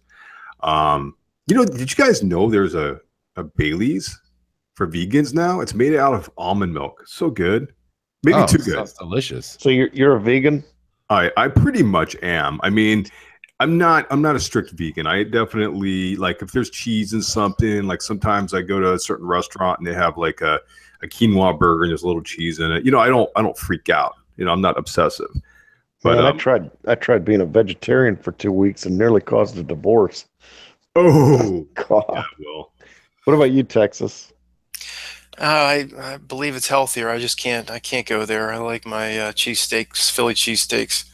Yeah, Dan and we are in Texas, and not eating meat here is just a hard thing to do. Guys, I lived in Texas for a moment when I was vegetarian, and it was not easy. Oh my gosh. You know what they say about Texas, baby? Where the men are men and the sheep are scared. At least the Angus. At least the Angus. Yeah, it's weird, man. Our food is not right anymore, guys. Mm-hmm. I bought the bag chicken from Walmart the other day, the 5 pounds of breasts, and so I made me a chicken breast. I was gonna make me a chicken salad, and dude, that chicken ain't right, man. It was like spongy. Like, well, you can't eat Walmart chicken. Yeah, I don't know what I was thinking. That local pollo, though, I had that stuff for the first time. That stuff is crazy good. It is good, isn't it? That is awesome. Man. I know. We have so many good places to eat out here. If you like chicken or beef, you are set here. Yeah, this is it. If you're a vegan, man, there's nowhere to go. Only Sprouts. That's the only place we can go. It sucks. There's that. This is you getting grounded in the Matrix. Is coming to Texas and eating meat. I know, right? So true, so true. Well, guys, I think we're at 11 o'clock, so I know Matt, I know it's kind of late for you and everybody. It's is it midnight there where you're at? Yeah. All right, guys. Well, you know what? It's been a great broadcast. Matt, thank you for coming on, man. I really appreciate it. See what you can do about Og, and if you can get him on, I'd love to interview him, have you and I interview him, and ask him some questions. I think that he's got some interesting topics, and like I said, I think all of us hold a little piece of the puzzle anyway, and I think maybe Og does have a few interesting insights to give us, and we never know. Life. Okay, I'll catch you in a few weeks or in September, guys. All right, guys. Well, you guys take care. Thank you guys for joining us, and I'll see you next week. Bye-bye. Thanks.